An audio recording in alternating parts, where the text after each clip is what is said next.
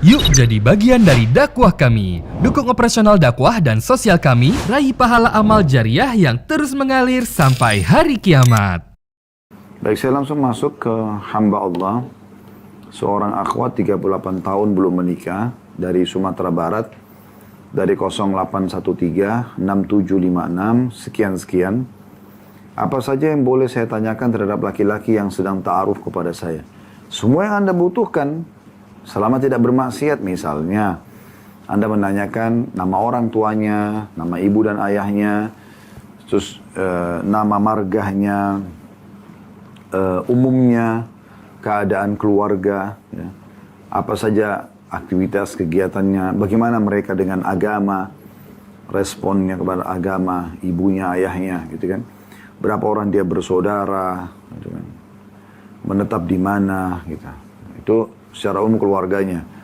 Kemudian dia sendiri pribadi. Kalau jadi suami nanti, Anda butuh apa nih? Figur suami seperti apa yang Anda butuh? Yang akan jadi partner hidup, ya jelaskan kepada dia. Saya misalnya butuh suami yang penyayang. Saya mau tanya, apakah Anda ini seorang tipologi yang penyayang? Misal, ya.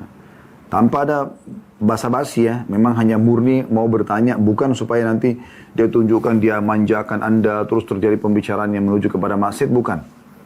Atau Anda gunakan bahasa lain misalnya, bagaimana mengontrol emosi pada saat Anda marah misalnya. Kalau ada kesalahan yang saya lakukan, ada kekurangan dari diri saya sebagai istri nanti. Dengarkan itu, kemudian catat. Buat catatan atau ada rekaman Anda bisa pegang. Gitu. Supaya jelas gitu, ke depannya.